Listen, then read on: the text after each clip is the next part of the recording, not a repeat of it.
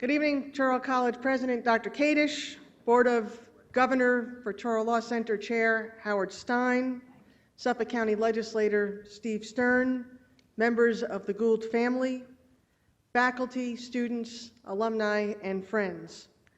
On behalf of Touro Law Center, it's an honor to welcome you to our Bruce K. Gould Book Award. The Law Center and Touro College is truly honored that member of Knesset and former Ambassador Michael Oren is with us this evening. When I joined Touro Law Center 4 years ago, I had the wonderful opportunity to reconnect with old friends, the Gould family, who I had the good fortune to meet more than 2 decades ago. The Goulds have an important place in Touro Law Center history, not just because Bruce and Robert are alumni, but because the entire family, Jean, Norman, Jeffrey, along with Bruce and Robert, stepped up to the plate at a critical time to help us literally build the foundation of a first-class law center.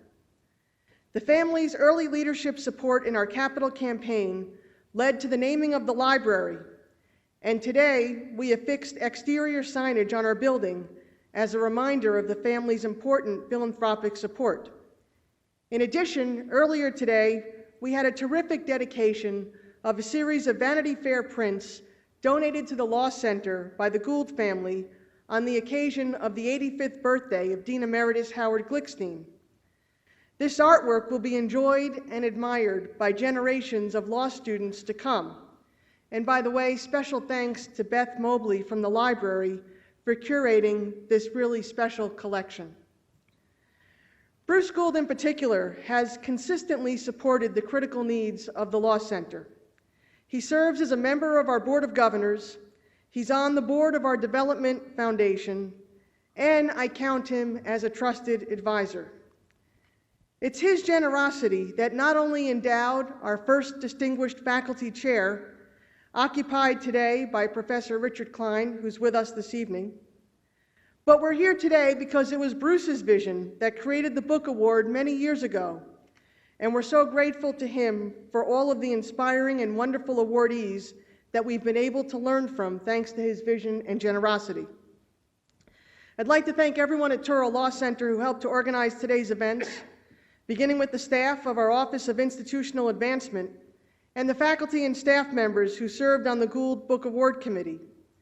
Carl and Linda Bowerly, as always, are amazing, as well as the outstanding library staff and Associate Dean Roger Citron. Thank you for working on today's podcast. I'd also like to thank the IT staff who are the unsung heroes behind the scene. They're here early and they stay late, so thank you very much. And I'd also like to thank and acknowledge my colleagues at Touro College for their assistance and support always. Touro College President Dr. Alan Kadish, Executive Vice President David Rabb, Dr. Stanley Boylan, the Vice President for Undergraduate Education, Dean of the Lander College for Men, Rabbi Moshe Sokol, and by the way, a special welcome to all of the Lander College students who made the schlep out here to be with us tonight. Thank you.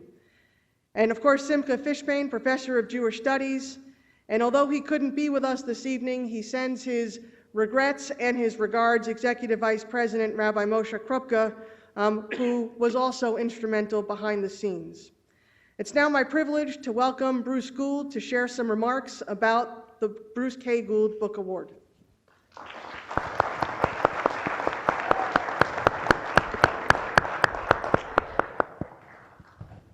Thank you, Dean Salkin, for that wonderful introduction. Dr. Kadish, Touro University and College Administration, distinguished faculty, students, friends, Board of Governors, and especially our honored guest, Ambassador and member of Knesset, Michael Oren. It's with great pleasure that I welcome you to the 22nd presentation of this Book Award. I want to take you back and tell you a little story, and one of those participants in that story, Dean Howard Glickstein, I know is very sad. He's come to almost every one of these. I think he's missed 2, and he could not be with us tonight. But 25 years ago, we sat down, and he was just newly appointed the dean of the law school, and I was a recent graduate. We discussed various ways that how we could impact the school, the student body, and come up with ways that could bring some notoriety to this new and upcoming institution. We soon talked and soon came up with this award. And thereafter, we came up with a faculty chair, which was the first faculty chair in the school's history. We had many questions about this award. What kind of award should we give? Who should we give it to? What should be the award? What should the award be for?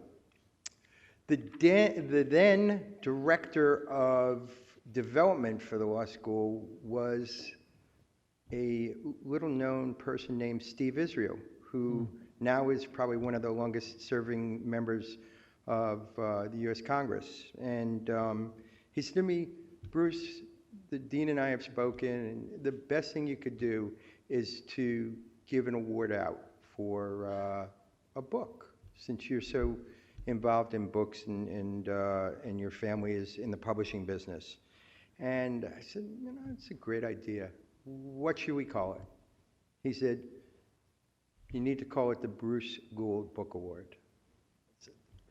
I don't know about that. He said, Bruce, when you're not around in 25 years, they need to know who gave the award and what it was for. And I said, it's a little presumptuous and a little vain to name the award after myself. But after numerous discussions, we said, okay, that's what it's going to be called. We said, what is it going to be for? We said, let's pay tribute to an outstanding publication related to the law, the legal profession, or the legal system. And more importantly, impact students at the law school by bringing the author to the school to give an inspirational and enlightening talk that would be timely, insightful, and leave a lasting impression on them as they enter the legal profession. Well, we're 25 years later. Guess what? I'm still here. And I think we've had a tremendous impact, not only on the school, but on the students here over the last 25 years. Some of the past recipients have included Alan Dershowitz, Senator Daniel Patrick Moynihan, Senator Christopher Dodd, Telford Taylor, Mordecai Rosenfeld, and the Honorable Sandra Day O'Connor and Justice Sonia Sotomayor last year.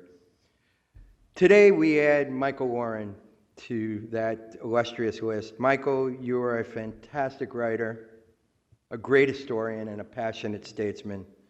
Your love for your adopted country of Israel shines through in everything you do and say. You truly exemplify the spirit of this award. Michael, I know with everything going on in Israel and the world, your important role in voting power in the Knesset, I want to thank you personally for taking your time out of your extremely busy schedule, flying halfway around the world, which I did it myself, to be with us today to accept this award. It means so much to me. And as they say in Israel, toda rabah. Ciao, toda. I would like to thank Dean Salkin and her staff for putting on a fantastic day. As always, it's a great day and evening, and you're a great leader and a terrific friend. Michael, I know we've talked many a time about your close relationship with your parents and your family, and even though they live here in the States and you try to spend as much time with them as possible, I'm also blessed that I have the privilege of having my parents here tonight, Jean and Norman Gould, and to share this special evening with us.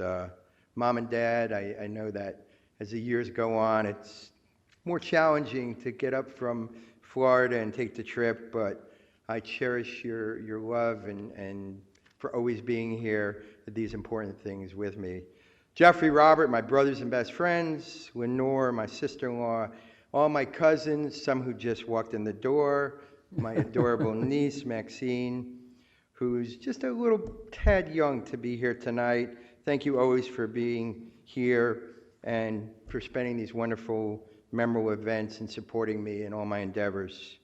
Finally, to all my friends, I know from different walks of life here at Touro, Jewish National Fund, NYU.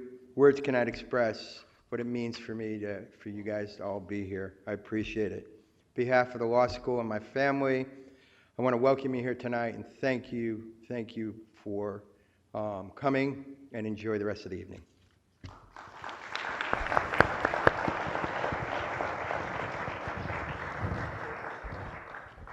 Thanks, Bruce.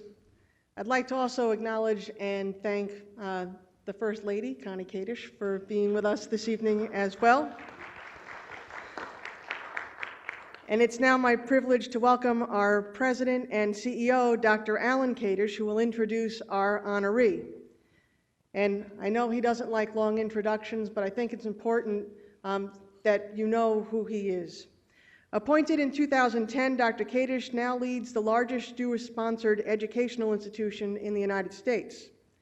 Prior to joining Touro College and University System, he had earned a reputation as a prominent cardiologist, a dedicated teacher and researcher, and an experienced administrator. Now, I can tell you that he's a graduate of the Albert Einstein College of Medicine at Yeshiva University, and that he received postdoctoral training at the Brigham and Women's Hospital, an affiliate of Harvard Medical School, and at the Hospital of the University of Pennsylvania, where he was a fellow in cardiology. You might also find it interesting that he's board certified in internal medicine, cardiovascular disease, and cardiac electrophysiology. Or perhaps that he taught at the University of Michigan and held a 19-year appointment with tenure at Northwestern University.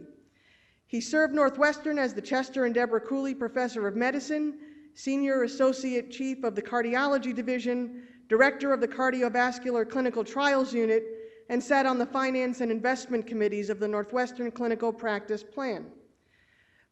In his spare time, he's published over 250 peer-reviewed papers, received numerous grants from the National Institutes of Health and National Science Foundation, and contributed to several textbooks. And by the way, he's a regular contributor now to the Huffington Post.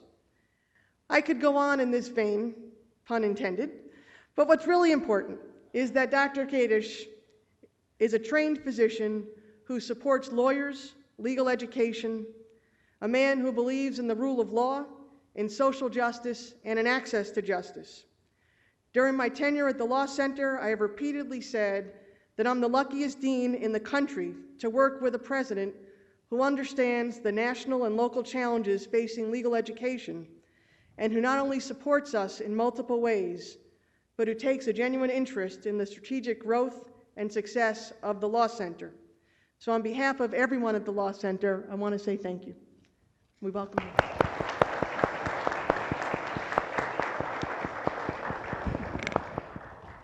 Thank you very much, Patty.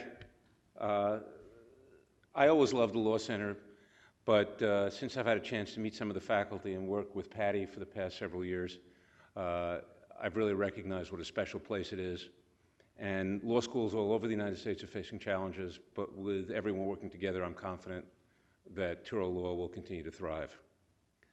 But tonight, we're going to hear talk about Michael Oren and his book. So I'm delighted to introduce Michael Oren, the former Israeli ambassador to the United States. Dr. Oren is currently a member of the Knesset, the Israeli parliament, where he serves on the Foreign Affairs, Defense, and Constitutional Committees. He leads initiatives to improve Israel's public diplomacy and fight the global anti-Israel campaign of boycott, divestment, and sanctions, known as BDS. While serving as ambassador from 2009 to 2013, he was instrumental in obtaining U.S. aid for Israel, especially for the Iron Dome air defense system and American loan guarantees for Israel's economy. He built bridges with diverse communities across the nation and worked on many levels, at least until publication of this book, on strengthening the U.S.-Israeli alliance. Our distinguished honoree is a graduate of Columbia, where he was a classmate of mine, Princeton, and has been a visiting professor at Harvard, Yale, and Georgetown. He holds 4 honorary degrees and has been named Statesman of the Year by the Washington Institute for Near East Policy. His last 3 books, 6 Days of War, Power, Faith, and Fantasy, and Ally, were all New York Times bestsellers. He has won the Los Angeles Times History Book of the Year Award, a National Humanities Prize, and the Jewish Book Award. He has been named by Politico as one of the 50 most influential thinkers in America, by the Forward as one of the 5 most influential Jews in America, and by the Jerusalem Post as one of the 10 most influential Jews worldwide. Raised in New Jersey, Michael Oren made Aliyah in the 1970s, was an emissary to Jewish refuseniks in the Soviet Union, and a gold medal winning athlete in the Maccabiah Games.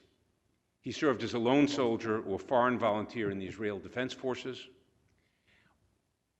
in the First and Second Lebanon Wars, and in the 2008 to 2009 caste-led campaign in Gaza. Tonight, we're honored to present Dr. Oren with the Bruce K. Gould Book Award and look forward to his discussion of his latest book, Ally, My Journey Across the American-Israel Divide, a memoir of his time as ambassador. The book has attracted international attention for its candid assessment of the current state of American-Israeli relations. Before introducing him, I want to first add my thanks to Bruce Gould and the Gould family for this tremendous award. I've been at several of these ceremonies, and it's a tremendous honor to be here and to meet our honorees, including Michael Oren. But before we have Dr. Oren speak, I want to share a few personal reflections. I'm 59 years old, and for the first time in my life, I find myself constantly worried about the state of the world. There are more refugees today who have been evicted from their homes due to violence than at any time since World War II. Democracy, which those of us growing up in the United States or Israel take for granted, is on the decline. Mass murder, terrorism, and random attacks on civilians are rampant. In parts of the world, slavery and repression have become commonplace. Non-state and semi-state actors are attempting to return the world to the early Middle Ages. Iran, a country which recently reached an agreement with the United States regarding nuclear weapons, has responded to that agreement by arresting reporters and imprisoning innocent Americans. But my concern for the future goes beyond the actual physical threats. I am far more troubled by the attitudes underlying these actions. That terrorism is legitimized as an appropriate response to grievances, perceived or real. That sexual slavery is allowed to become an institutionalized national policy. That the American media and the world are obsessed with a lie that keeps being perpetuated regarding the status of the Temple Mount, rather than eradicating mass murder and worrying about sex slavery. Basic principles of freedom and democracy are no longer universally valued, and the truth is no longer absolute. Morality has become relative. Human freedom and the rights to free speech are no longer viewed as a necessity. I'm not sure how to reverse these trends, and I can't state with certainty that American leadership could have prevented or may ameliorate these reactionary developments for the last decade. What I am sure about is that we need true leadership. Leadership for a time when the truth is not fungible and morality is not subjective. We need leaders who are willing to stand up for freedom, democracy, and human rights. Leaders who are willing to tell the truth, even when it is inconvenient or politically volatile.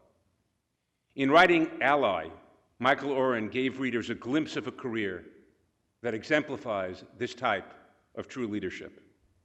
It's my pleasure at this time to introduce you the esteemed recipient of the 2015 Bruce K. Gould Book Award. That was wonderful. Drop something? I did. Hold this for me. Thank you. Thank you. Thank you. Boy, was that a warm introduction. That was terrific. And thank you, Dean Salkin, for introducing and reading out his bio, that he's a great heart surgeon. If I have one more 48-hour visit to the United States, I may be needing your service. You're up there. Bruce Gould, my buddy, thank you. The whole Gould family, thank you for honoring me so deeply this evening. It is terrific to be here in spite of the 48-hour trip. To my old friends, David Rabb, Tom Whalen out there. Tom, how you doing? Classmate.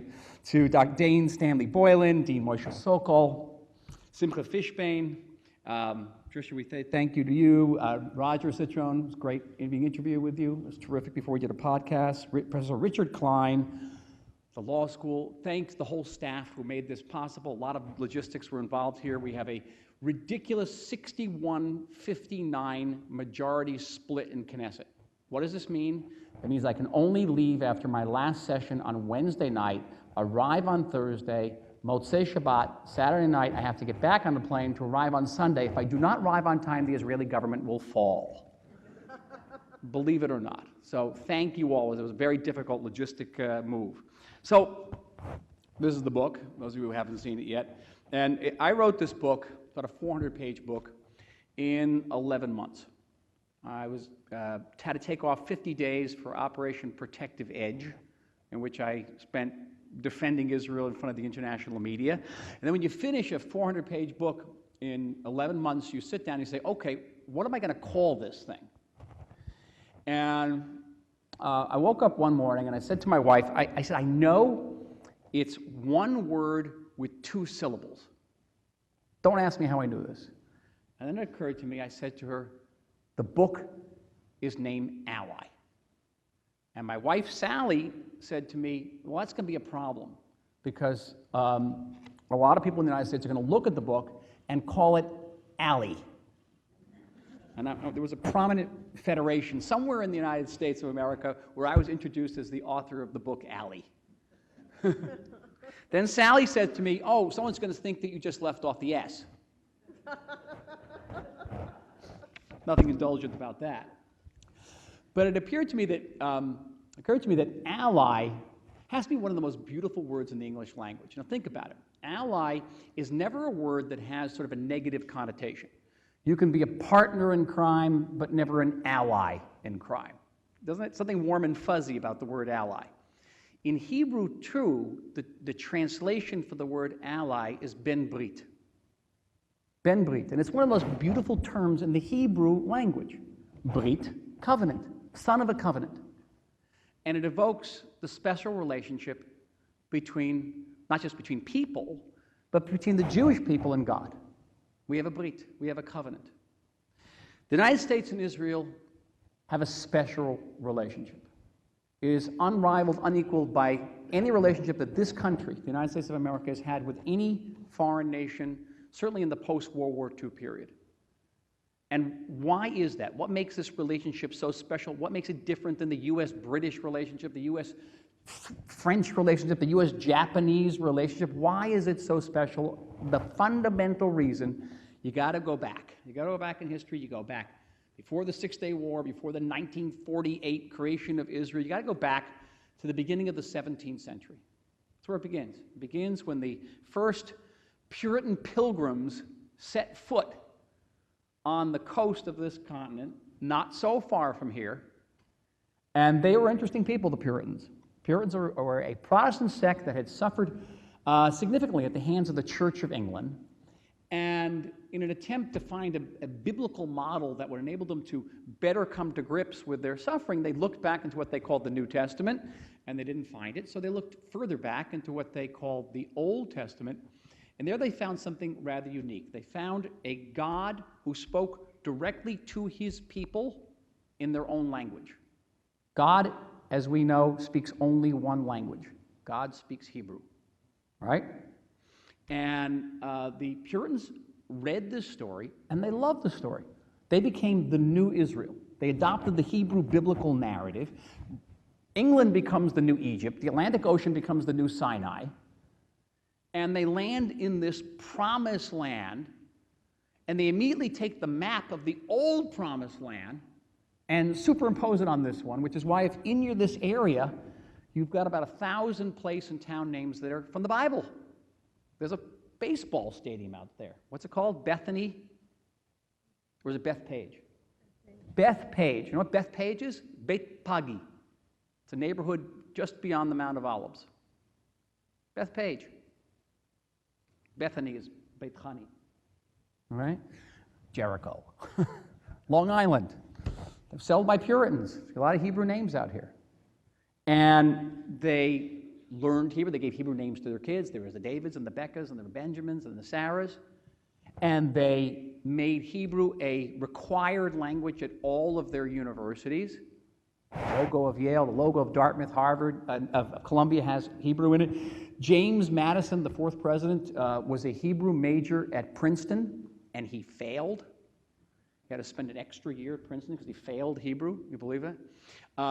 So deeply had the founding fathers and mothers and their descendants internalized the Hebrew biblical narrative that at the conclusion of the American Revolution in 1783, there was a big debate over what was going to be the Great Seal of the United States of America. And there was a group of prominent Americans that said that it should be the bald eagle, with spread wings. But there was another group that said no, that the symbol of the United States of America should be Moshe Rabbeinu, Moses, leading the children of Israel out of bondage into freedom in the land of Israel. And close debate, this country came this close to having Moshe as its national symbol. Imagine the president up there and having, Moshe on the front. You got the follically challenged bird instead, but the framers, you should know, the designers of the Moshe, the seal, were Benjamin Franklin and Thomas Jefferson. So these weren't peripheral people. So for the Puritans and their descendants, the fact that they were the new Israel meant that they had a sort of a kindred relationship with the old Israel, the Jews. We were mishpucha. And the fact that they had inherited a new promised land meant that they had a close historical connection to the old promised land, the land of Israel. And they concluded that to be good Christians, to be good Americans, it was their divinely ordained duty to help the old Israel get back to the old promised land and restore their ancient kingdom. This is the promise that God had made to the Jews in the Bible. God doesn't lie. And it was their duty to fulfill God's will and restore the Jews. The notion of the restorationists. You had the second president of the United States, John Adams, say that it was his most ardent wish that 100,000 Jews would march back into Judea, as he called it, and recreate the Jewish kingdom. Abraham Lincoln, in 1863, promised publicly that once he had restored the Union of the United States, he would restore the Jewish people to statehood in their ancient homeland. Woodrow Wilson, in 1917, he was the grandson and son of Presbyterian ministers, was asked by the British government, by Lord Balfour, the foreign minister, whether he would support a British declaration that would give the land of Israel, which had just been liberated from the Turks by the British Army, give the land of Israel to the Jewish people as a national home. A lot of people in Britain were against it. They were heavily dependent on Arab oil. They came to Wilson. They needed his support. And Wilson immediately gave his support, against the advice, by the way, of his Secretary of State. And later, Wilson was asked, why did you go against the advice of your Secretary of State? He said, to think that I, the son of these ministers, would have the opportunity of restoring the Jews to their ancient homeland. And Balfour took this resolution back. It was published in November 1917. It was the Balfour Declaration. Balfour Declaration becomes the basis of the British mandate in Palestine. British mandate in Palestine in November 1947 becomes the basis of the partition resolution of the UN, creating a Jewish state. And the big question then is whether the United States is going to recognize the Jewish state. Big issue. In an episode which I think has no parallel in the annals of American foreign policy, every single American senior official, from the Secretary of State, Secretary of Defense, everybody said, don't do it.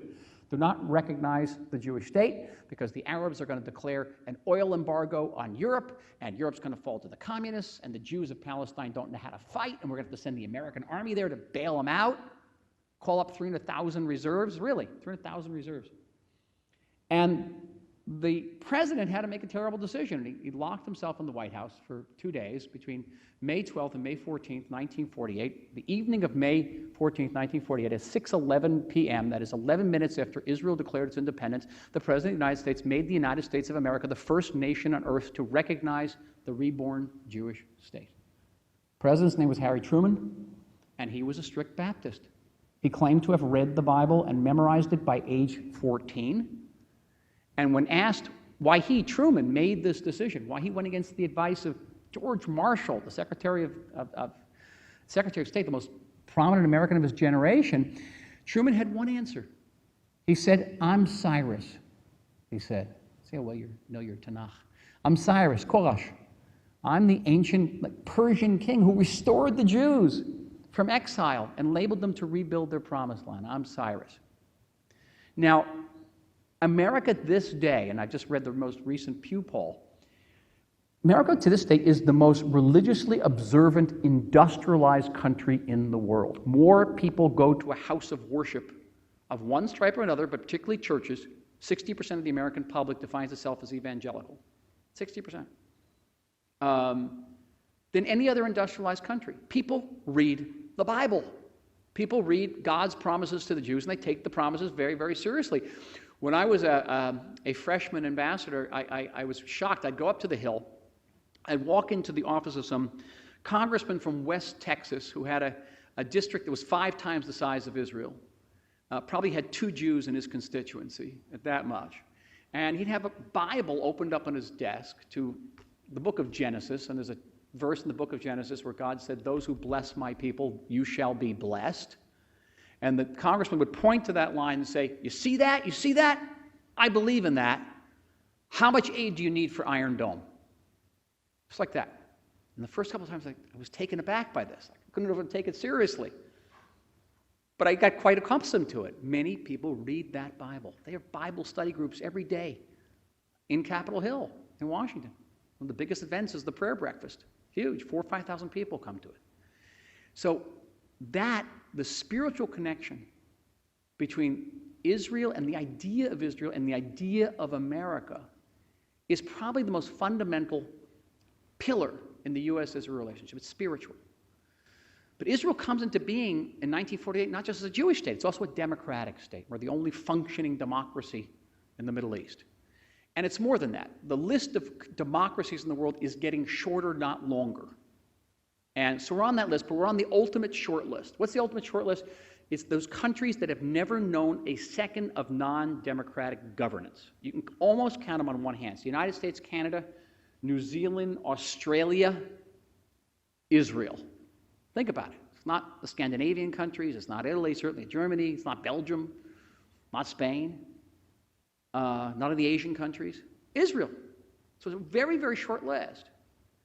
And that connectedness becomes another pillar. The fact that we have elected government, the fact that we have the rule of law, we have fundamental freedoms of assembly and speech. All very, very similar. The fact that Israel is the only country in the Middle East that has a memorial to John Fitzgerald Kennedy. That Israel is the only country in the Middle East that has a memorial to Martin Luther King. That Israel is the only country in the Middle East that has a memorial to 9/11. If you haven't seen it, it's outside Jerusalem. I strongly recommend you go to it. We are the only country in the Middle East, and maybe not only in the Middle East, that has not one, but 2 replicas of the Liberty Bell, inscribed with the book, from words from Leviticus, may liberty sound throughout the land, right? Ring throughout the land. It's right there, Liberty Bell, as you've been to Liberty Bell Park. So we had this deep spiritual connection. You had the shared democratic values. What you didn't have was a military strategic alliance. And that comes about only after 1967, the Six-Day War. Six-Day War, wrote a book about it once. I can't hawk it anymore by law, but it's available at famously reduced prices. That Six-Day War was fought by Israel not with American arms. We didn't use a single American bullet. It was fought with French arms. French arms. And it wasn't until the 7th day, as it were, after that war, that American policymakers woke up and said, wow, there's this powerhouse of a country out there that just defeated several Soviet-backed Arab armies. Maybe we should be allied with that country.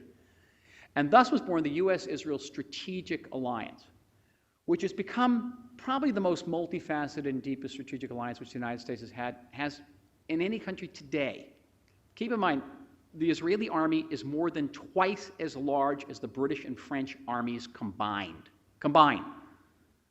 The European defense budgets are shrinking every day. Ours goes up. The British Army now is smaller than the British Army that fought at Waterloo. So I just heard an astounding thing from our former ambassador. Danny Taub? He was a former ambassador I was with I gave a speech last night with him. He says there are now more Britons serving in ISIS than are serving in the British Army. Okay? So isn't that amazing? It gives you an idea of just how important the U.S.-Israel Strategic Alliance is. The United States gives Israel every year something in the order, it officially gives $3.1 billion in military aid. With the addition of missile defense, it gives it close to $4 billion in military aid. 75% of that military aid is spent in the United States and creates tens of thousands of jobs, goes to support the U.S. military industry in this country. But beyond that, you have a country which is which is a powerhouse, remains a powerhouse, and is willing to cooperate with the United States on missile defense. We have the most advanced anti-missile defense, multi-layered missile defense system in the world. It goes from Iron Dome, which is a low-level, David Sling, a mid-level, Arrow 2, Arrow 3 is suborbital, orbital, joint maneuvers, special forces training, Army medical equipment. Every American soldier carries in his left breast pocket an Israeli-made high-tech bandage. No kidding. Every American fighter pilot, whether it be a fixed-wing or a helicopter pilot, wears an Israeli-made helmet. Think about that. Pilot's amazing thing. You see everything in your visor. You look down the floor of your plane. You don't see the plane. You see the ground below. Amazing innovation. This is the U.S.-Israel Strategic Alliance, which includes the highest level any of the world of intelligence assessment and sharing. No other relationship is as close as the U.S.-Israel relationship. Does this mean we agree on everything? Guess what? We do not. We do not agree on the status of Judea, Samaria, the West Bank, the question of settlements. We have not agreed. This is a disagreement that goes back to 1967. We do not agree on the status of Jerusalem, which Israel reunited in 1967, but which Harry Truman, the same Harry Truman, did not recognize as Israel's capital. That is why, when I gave up my U.S. citizenship, I had to do it at the U.S. Embassy, which is in Tel Aviv, not in Jerusalem. We disagree on U.S. arms sales to Arab countries. Problem for us. You know, they're trying to now compensate some of these Arab countries for the Iran nuclear deal. Who knows whose hands these planes are going to fall into in the next 5 years, after what we've seen in the Middle East in the last 5 years. We don't know. Lots of disagreements. And divides, frankly. And I, speaking personally, ought to have thought that growing up, I embodied much of what this alliance was about, and that I hope someday to help us bridge some of those divides. A word about me. This is the first book I've ever written in the first person. It was very strange for me to begin a sentence with the word I. And very briefly about me, I grew up in a typical American kid in a typical American town. I was fat. I have learning disabilities. I was terrible at sports. I couldn't spell. I couldn't write. Nobody would go out with me to the junior or senior prom, that kind of thing. Typical American growth up. Wasn't particularly religious growing up. I got expelled from Hebrew school, and I had to read my bar mitzvah in transliteration. I believe it was like Baruch Atah, that whole thing. Transliteration. And yet, for all sorts of interesting reasons, I knew from the earliest age that I was going to live in Israel. It had to do with my father, who fought in World War II and landed on Normandy Beach. My uncle, who also landed on Normandy and liberated concentration camps. I grew up as the only Jewish kid in my neighborhood. I used to get beat up all the time. Every time I get beat up, my father would take me down and show me the pictures of the concentration camps and say, "You see that? You see that? That's why we need a strong Israel." I had dreams. I had American-style dreams. I was going to be a writer, which is pretty funny because I couldn't spell. I was going to be an Israeli, and I couldn't read Hebrew. I was going to be an Israeli soldier, which is funny. I couldn't run, and I was going to run with a gun. I was going to meet the woman of my dreams, and I couldn't get a date to the junior prom. And but I was going to live all this out. And then when I was 15, and I started going to Israel, I used to work every year mowing lawns and shoveling snow to earn up enough money to go to Israel every summer and work on a kibbutz for free. That's how crazy I was. But I got to be a cowboy on the Golan Heights. I used to sort of gather up cattle on horseback. I used to think of myself as, wow, I'm a Jewish cowboy. Oi Rogers, you know? When I was 15, I joined a Zionist youth movement. We went to Washington, D.C. It's the first time I'd ever been in the Capitol. I saw the White House, the Congress, Capitol, and I got to meet Israel's ambassador to the United States. And I shook his hand, and it made a huge impression on me. His name was Yitzhak Rabin. And I thought to myself, that is what I want to be when I grow up. I want to be Israel's ambassador to the United States. And every time I had a job interview after that in later life, they say, okay, what's your goal, your ultimate job goal? I said, I want to be Israel's ambassador to the United States. In a typical sort of American fashion, I lived out the dream. I taught myself how to spell. I became a writer, sort of refashioned myself into an athlete of sorts, and got someone not to go to the junior prom with me, got someone to marry me, have a couple of kids, and I actually got to work in the government of Yitzhak Rabin in 1995, 20 years ago this month. And I lived out that Israeli dream. Became a soldier, became a paratrooper. But, parts of the dream were kind of nightmarish. As a soldier, I participated in more than one war. Close member of my family was killed in a terrorist attack. My eldest son was wounded in battle, shot at very close range. He's okay today. 20 years ago this month, I was working for Yitzhak Rabin, and he was assassinated. Same Yitzhak Rabin who so inspired me. But at the end of the day, it was an infinitely uplifting and fulfilling life that I chose. And then in the spring of 2009, I realized my career dream.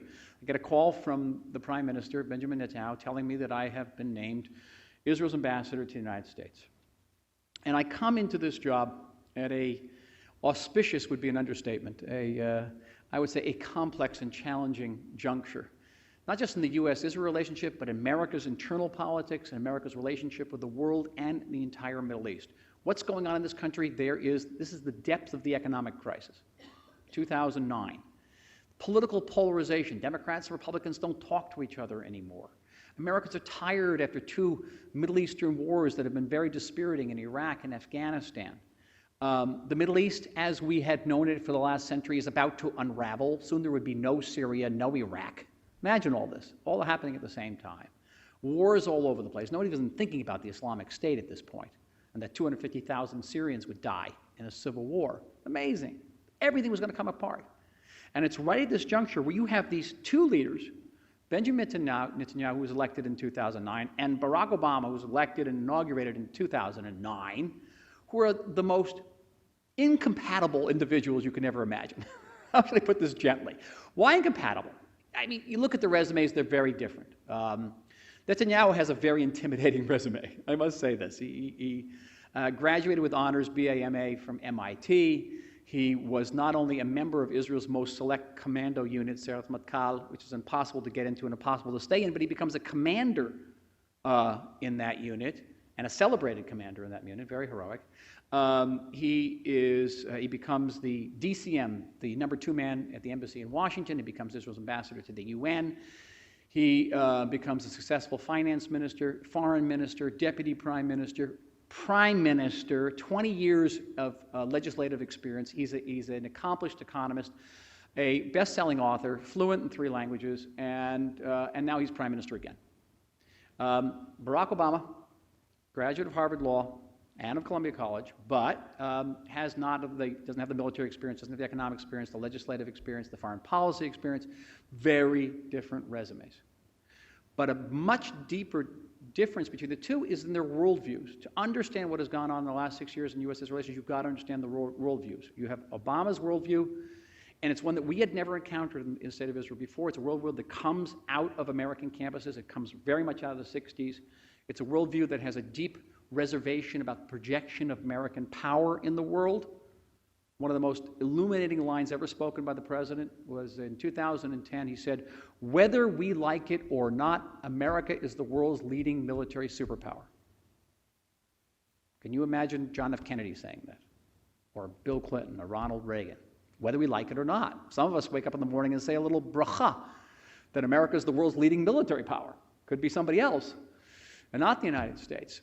It is a worldview that likes to deal with international crises in a collegial way. America's not going to be the world's policeman anymore, sometimes referred to as leading from behind. It is a heavy dependence on international institutions like the UN, which are not particularly always so nice to the state of Israel. Matter of fact, they're never nice to the state of Israel.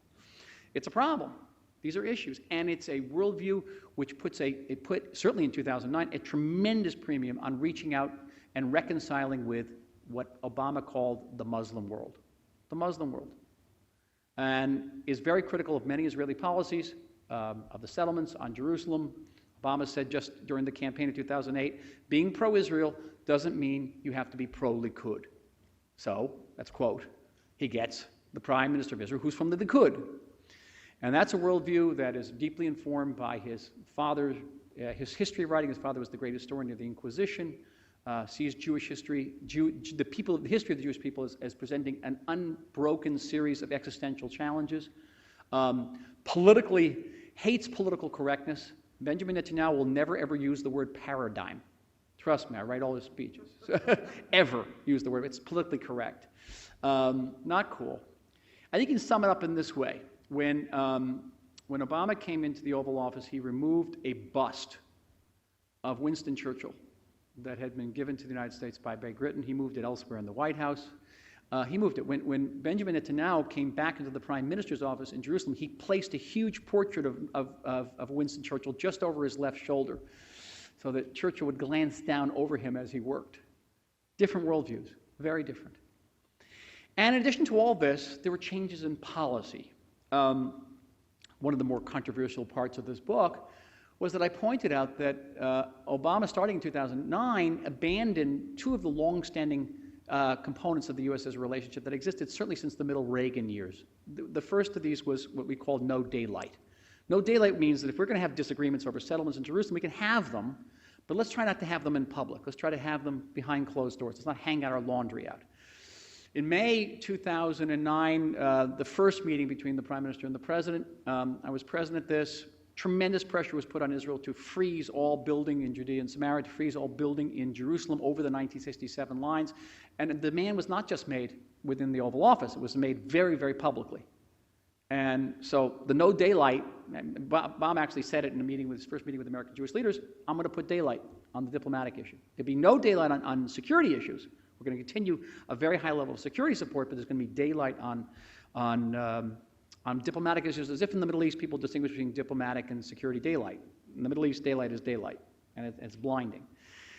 The second principle was no surprises. If in the past an American leader was going to make a major policy statement that impacted Israel, Israeli leaders got a chance to look at the draft of this statement before it was given. In 2002, Bush put out the roadmap. Ariel Sharon, the prime minister back then, had a chance 2 weeks to look at it. In June 2009, a month after his first meeting with Netanyahu, the president went to Cairo, and he gave the Cairo speech. A foundational document. It's twice as long as his first inaugural address. And that speech not only condemns the settlements, condemns Israel's policies on Jerusalem, gives unprecedented American support for the Palestinian position, but it also says for the first time that Iran has the right to peaceful nuclear energy. There's a line in that speech which I had to convince my editor at Random House that he actually said, and the line says, no one country should determine whether another country has or has not, possesses or does not possess nuclear weapons.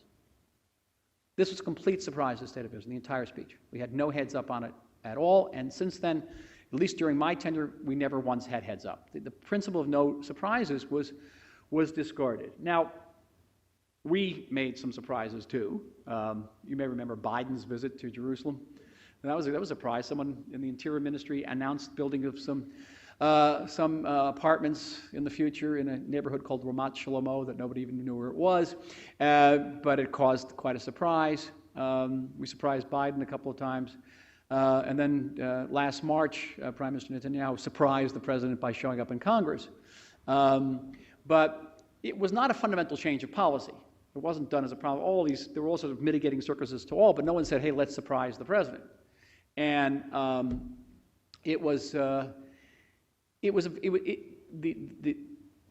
impact was profound and immediate, particularly on the peace process, in which we just never agreed, and Israel was constantly being blamed for breaking down the peace process as late as Secretary Kerry's 2014 mission to the region, where at the end Mahmoud Abbas basically walked away from the table, but we got blamed for it because of settlement expansion. So there just seemed to be, I used to quote to the Prime Minister all the time, or paraphrase a line from a 1960s movie, which some of you may remember, and that is, being Palestinian is never having to say you're sorry. So, but this does not mean that we disagreed on everything. And you had to be behind the scenes to know the things that we agreed on, all right? Because the press is very interested in on the disagreements on the peace process, so that was always on the front page of the news. I was personally involved in incidents, some of them very moving, in which the president came out for us. December 2010, I was going to the Hanukkah party at the White House. Has anybody ever been to the Hanukkah party at the White House? You've been to the Hanukkah party at the White House? It is the most surreal thing. Why is it surreal? Because you have about 1,000 Jews there invited to this thing. Some of them are Orthodox. Some of them are quite Orthodox. And they're eating latkes, you know, and they're eating latkes while above them are all these blinking Christmas lights and wreaths because the White House is already decorated for Christmas. So it's kind of a strange view, but I enjoyed it anyway. I was crossing the street to the White House to go to the Hanukkah party, and my cell phone rings, and on the other end is the Prime Minister using a voice which I had never heard and which I hope never to hear again, telling me that a horrible fire has broken out in the Carmel Range, that 26 people are already dead, eventually 44 people would die with it. It was Israel's worst natural disaster. And we do not have fire extinguishing planes, and we've run out of retardant. Retardant is this brown stuff that they throw on flames that takes them out. And there's nothing to stop from this fire to reach Haifa. There are hundreds of thousands of people who are endangered by this fire. And he says, go ask the president, quick, go ask the president, tell me we need planes, we need retardant. And I said, well, I'm just across the street from the White House. I'll go in, and I'll ask him right away. So I go in the White House. And here's where it really comes in handy coming from New Jersey, because Michelle Obama's chief of staff was a woman who went to my high school, and Susan Scher, nice Jewish lady. And I said to Susan, I got to see the president right away. She brought me right in to see the president. I told him, Mr. President, Israel needs you. I've just got a call from the Prime Minister. We need planes. We need retardant. President Obama turned to his chief aide, Reggie Love, big basketball player. He says, Reggie, give Israel whatever it needs. That night, we set up an emergency room in the West Wing, stayed there all night, looking for planes, looking for retardant. The president flew to Afghanistan that night. The first thing he did when he landed in Afghanistan was to call the NSC and say, did Israel get its planes? The United States has 11 firefighting planes. Israel got 8 of them. The U.S. military scoured the warehouses of NATO to get us retardant. 11 hot spotters, these are these commandos who parachute behind lines to put out planes. They left Idaho that night and arrived in Israel the next day to help us put out the flames. So I saw that, you know, in a case like this where Israeli lives were at risk, you know, the president was there for us. But again, does this mean we agreed on everything? We did not. And the biggest disagreement we had was over Iran. I was privileged, you can say, of participating in almost 5 years of intimate dialogue with our American counterparts over the Iranian nuclear issue. And this is sort of old history already. Understand that from our perspective, Iran was not one, but several existential threats. They get a bomb, they can give the bomb to terrorists. Other countries in the area are going to get a bomb. Many existential threats, but the biggest difference we had was conceptual. Our American counterparts believed that the Iranian regime was rational, that it operated on a cost-benefit analysis, that, as the president said in an interview with the New Yorker, Iran can someday be a responsible regional actor that can help reconcile the Sunni and Shiite divide. Our people, Iran is irrational. That sometimes irrational regimes make rational steps, like the Nazis in World War II, to reach irrational goals. And that when the Iranian regime says they want to wipe us off the map, they actually mean it. And we have to take them very seriously about it. And there's a structural difference, too. America's a big country. It's far away from the Middle East. It's got the biggest military capabilities in the world. We're a tiny country. We're in Iran's backyard. We're threatened with national annihilation. And with all due respect to the Israeli military, we do not have strategic bombers. We do not have aircraft carriers. Our margin for error on the Iranian issue was exactly 0. And so we had a disagreement. The agreement became very, very loud the last year. The Prime Minister last March gave that speech in Congress. I was no longer his ambassador then. I was actually a member of another party. I disagreed with his decision to go to Congress, but I agree with every word he said there. It was very important for us, and it was our duty. We had no choice but to wage that battle, and we didn't win it. We didn't win it. The Iranian deal is now a reality. And this is where the alliance really comes into play. Several days ago, November 9th, the Prime Minister met with the President, their 14th meeting. They've met more frequently than any other two. The President's met more frequently with Netanyahu than any other foreign leader. It's very interesting. And I felt this was going to be a good meeting. I think it was a good meeting because I think the administration realized that there's not going to be a two-state solution during this particular administration, maybe in the future. And I think that Netanyahu internalized that the Iran deal was reality. And we have a confluence of interests. We have this historic connection, and we have to work together to help us meet the challenges of the future. And those challenges extend from the 3,000 the Iranian troops that are now in Syria, to the 150,000 rockets that are in the hands of Hezbollah, Iranian proxy. That's more rockets than the hands of NATO, by the way. Huge. The fact that Iran is now going to have $150 billion in sanctions relief this year, $700 billion over the next few years.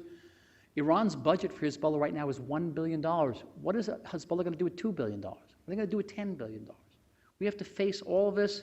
Our northern border has ISIS along it and Iranian troops. Completely different. So there was serious work to do, and the Prime Minister began it. It's the beginning of a process which is going to take place between the Israeli military and the Pentagon, between the Knesset and Congress. I spent 3 days in Congress about 2 weeks ago talking about ways which the United States can help us meet this challenge.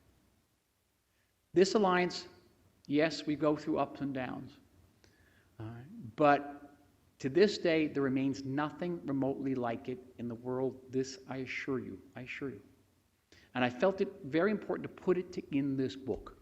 Put it the whole story with all, warts and all. But at the end of the day, this confession of a book, this rumination, this inspection, this introspection, comes from the deepest place I can possibly make it. The deepest place. It comes from this concept, which is that beautiful word in Hebrew, ben brit, son of a covenant, because that's what we are, sons of covenant. We are, at the end of every day, that beautiful English word, we are allies. Thank you again. Thank you for this great honor, everybody. Thank you.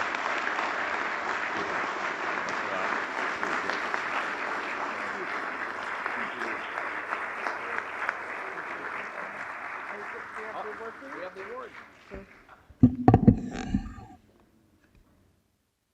It's heavy. Bruce? I like it.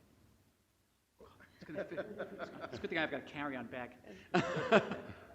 And here's the other side. It says the Bruce K. Gould Book Award presented to Dr. Michael Oren, member of Knesset, author of Ally, My Journey Across the American-Israeli Divide, November 12, 2015. Thank you. Got it? Look in. Thank you all again. Great honor. Thank you.